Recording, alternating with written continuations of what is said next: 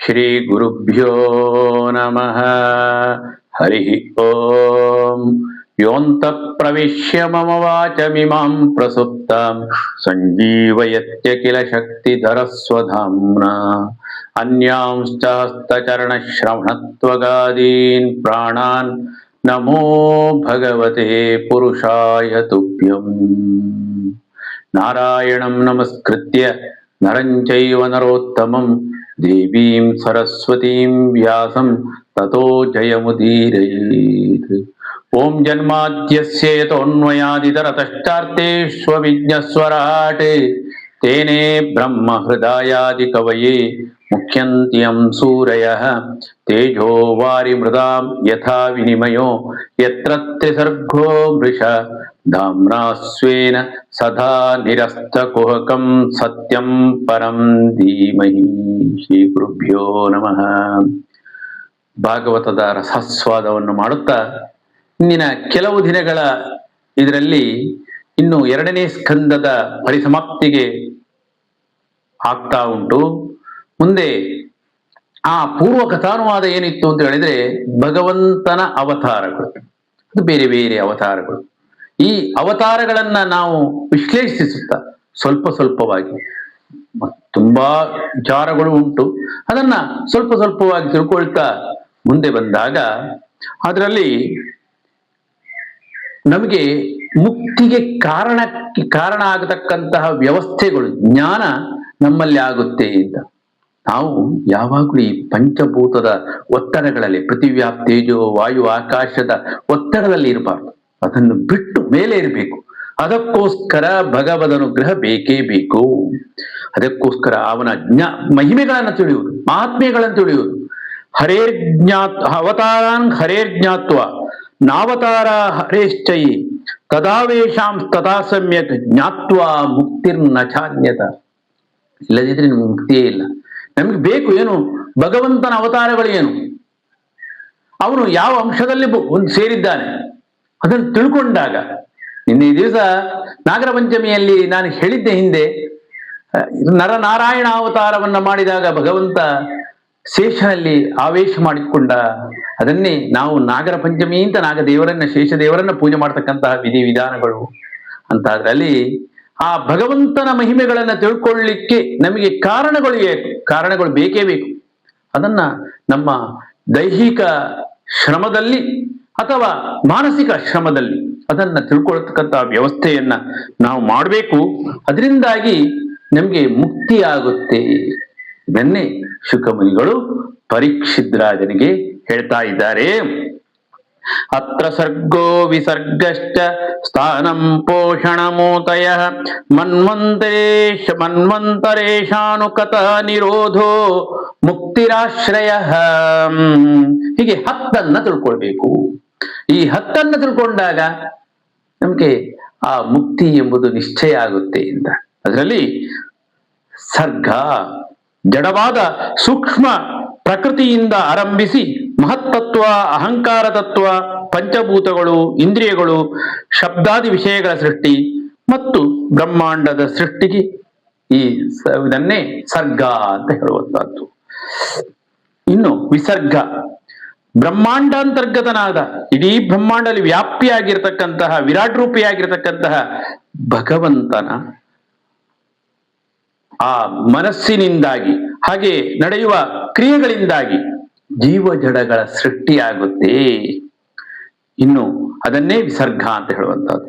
ಸ್ಥಾನ, ಇನ್ನು ವೈಕುಂಠ ನಾಮಕನಾದ ಶ್ರೀಹರಿಯು ದುಷ್ಟ ನಿಗ್ರಹದ ಮೂಲಕವಾಗಿ ಶಿಷ್ಟರನ್ನು ಪರಿಪಾಲಿಸುವಿಕೆ, ಇದನ್ನೇ ಸ್ಥಿತಿ, ವೈಕುಂಠ ವಿಜಯ ಅಂತ ಹೇಳೋದು.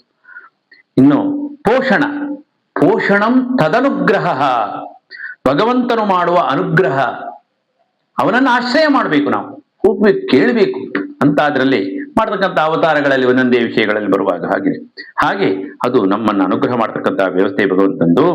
ಇನ್ನು ಧರ್ಮಗಳ ಆಚರಣೆ, ಅದನ್ನೇ ಮನ್ವಂತರ ಅಂದ್ರೆ ಬೇರೆ ಬೇರೆ ಮನ್ವಂತರಗಳಲ್ಲಿ ಇರುವ ಸಜ್ಜನರಿಗೆ ಧಾರಕಗಳಾದ ಧರ್ಮಗಳ ವಿವರಣೆ ಈ ರೀತಿಯಲ್ಲಿ ಇರಬೇಕು, ಇಂತಹ ಮನ್ವಂತರದಲ್ಲಿ ಈ ರೀತಿಯೆಲ್ಲ ಇರಬೇಕು, ಈ ರೀತಿಯಲ್ಲೂ ಅದನ್ನ ಪರಿಪಾಲಿಸಬೇಕು, ಆ ಭಗವಂತನನ್ನು ಕೇಳ್ಕೊಳ್ಬೇಕು ಅಂತ. ಇನ್ನು ಊತಿ, ಸಂಸ್ಕಾರಗಳು, ಅನೇಕ ವಿಧ ಸೃಷ್ಟಿಗೆ ಬೇಕಾದ ಸಂಸ್ಕಾರಗಳು, ಹಾಗೆಯೇ ಕರ್ಮಗಳು, ಅನಾದಿ ಕರ್ಮಗಳೆಲ್ಲ ಉಂಟು, ಅದನ್ನ ತಿಳ್ಕೊಳ್ಳುವಂಥದ್ದು ಈಶ ಕಥಾ. ಇನ್ನು ಭಗವಂತನ ಅವತಾರಗಳು, ಮತ್ಸ್ಯಾದಿ ಅವತಾರಗಳು, ಭಗವಂತ ಏನೇನು ಕ್ರಿಯೆಗಳನ್ನು ಮಾಡಿದ್ದಾನೆ, ಏನೇನು ಕಾರ್ಯಗಳನ್ನು ಮಾಡಿದ್ದಾನೆ, ಅದನ್ನ ಬೇರೆ ಬೇರೆ ರೀತಿಯಲ್ಲಿ ವಿವರಿಸುವಂತಹದ್ದು. ಇನ್ನು ನಿರೋಧ, ಪ್ರಳಯ ಕಾಲದಲ್ಲಿ ಜೀವರು ಪರಮಾತ್ಮನ ಉದರವನ್ನು ಪ್ರವೇಶಿಸಿ ನಿದ್ರಿಸುವುದು, ಅದನ್ನೇ ಅನುಪ್ರವಿಶ್ಯ ಪರಮಂ ಜೀವಸ್ಯ ಶಯನಂತು ಯತ್ ಸನ್ನಿರೋಧ ಇತಿ ಪ್ರೋಕ್ತ. ಅವರಿಗೆ ನಿದ್ರೆ ಅಂತ ಹೇಳಿದ್ರೆ ಏನು ಗಮನವಿರುವುದಿಲ್ಲ, ಏನೂ ಜ್ಞಾನ ಇರುವುದಿಲ್ಲ, ಅದನ್ನ ಅವರಿಗೆ ನಿದ್ರಾರೂಪದಲ್ಲಿ ಇರತಕ್ಕಂತಹ ವ್ಯವಸ್ಥೆಗಳನ್ನು ಮಾಡ್ತಾನೆ ಭಗವಂತ ಅಂತ. ಆಮೇಲೆ 9ನೇ ಮುಕ್ತಿ ಅಂತ. ಈ ಮುಕ್ತಿ ಸಂಪರ್ಕವನ್ನು, ಈ ಪ್ರಕೃತಿಯ ಪಾಂಚಭೌತಿಕವಾದ ಸಂಪರ್ಕವನ್ನು ಕಳಚಿಕೊಂಡು ಜ್ಞಾನಾನಂದ ರೂಪದಲ್ಲಿ ಇರುವಿಕೆಯೇ ಮುಕ್ತಿ, ನೈಜ ಸುಖಾನುಭೂತಿ ಅಂತ.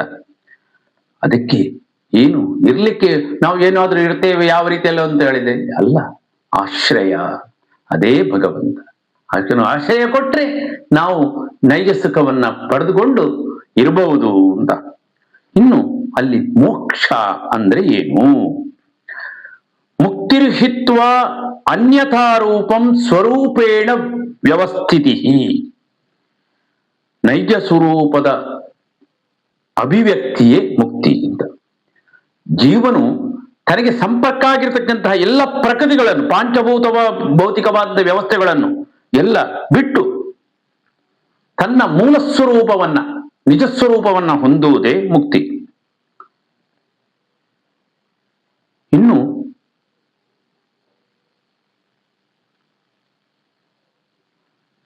ಜೀವರೆಲ್ಲ ಏನ್ ಮಾಡ್ತಾರೆ, ತಾವು ಅಲ್ಲೇ ಮತ್ತೆ ಮತ್ತೆ ಇರ್ಲಿಕ್ಕೆ ಕೆಲವೊಂದು ಅವರಿಗೆ ಅಭಿಮಾನಗಳು ಬರುವಂತಹದ್ದು.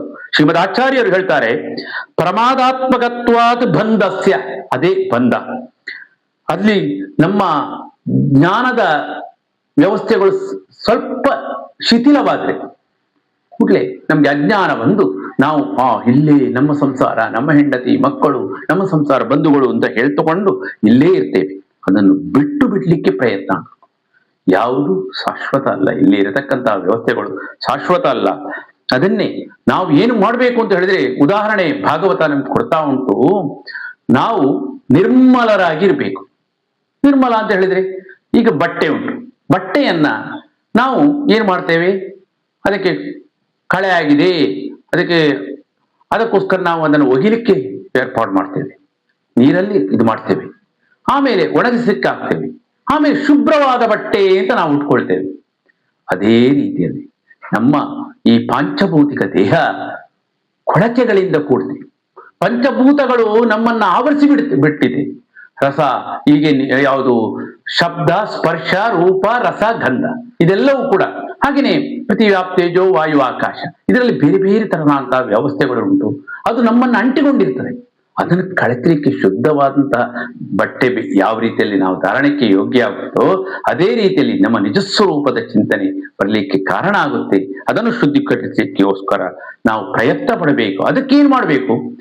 ಪರಂ ಜ್ಯೋತಿರುಪಸಂಪದ್ಯ ನೈಜ ರೂಪೇಣ ಅಭಿನಿಷ್ಪದ್ಯತೆ.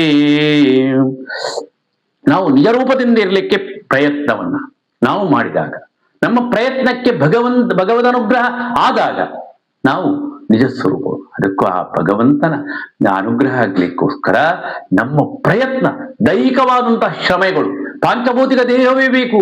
ಅದಕ್ಕೋಸ್ಕರ ದೇವರು ನಮ್ಮನ್ನು ಮನುಷ್ಯ ಸೃಷ್ಟಿ ಮಾಡಿದ್ದಾನೆ. ಅದನ್ನ ನಾವು ಉಪಯೋಗ ಮಾಡ್ಲಿಕ್ಕೆ ಪ್ರಯತ್ನ ಮಾಡಬೇಕು. ನಮ್ಮ ಎಲ್ಲಾ ವ್ಯವಸ್ಥೆಗಳು ಇರುವಂತಹದ್ದು ಬೇಡದಕ್ಕಲ್ಲ. ಎಲ್ಲವೂ ನಮ್ಮ ಶರೀರದ ವ್ಯವಸ್ಥೆಗಳು, ಕಣ್ಣಾದ್ರು, ಕಿವಿಯಾದ್ರು, ಘ್ರಾಣವಾದ್ರು, ಆ ಜಿಹ್ವೆಯಾದ್ರು, ಬಾಯಿಯಾದ್ರು, ಹಾಗೆಯೇ ನಮ್ಮ ಚರ್ಮ, ಕೈಗಳು, ಕಾಲುಗಳು ಎಲ್ಲವೂ ಭಗವಂತನನ್ನ ಕಾಣ್ಲಿಕ್ಕಾಗಿ ಪ್ರಯತ್ನ ಪಡ್ಲಿಕ್ಕೆ ಸಾಧನಾ ಶರೀರ. ಅದಕ್ಕೋಸ್ಕರ ಪ್ರಯತ್ನ ಪಟ್ರೆ ಖಂಡಿತವಾಗಿಯೂ ಮುಕ್ತಿಯನ್ನು ಹೊಂದಬಹುದು ಅಂತ ಶುಕಮುನಿಗಳು ಪರೀಕ್ಷಿತ್ ರಾಜನ ಹೇಳಿಕೆ ಮೂಲಕವಾಗಿ 2ನೇ ಸ್ಕಂದವನ್ನು ಮುಗಿಸ್ತಾ ಇದ್ದಾರೆ. ಶ್ರೀಕೃಷ್ಣಾರ್ಪಣಮಸ್ತು.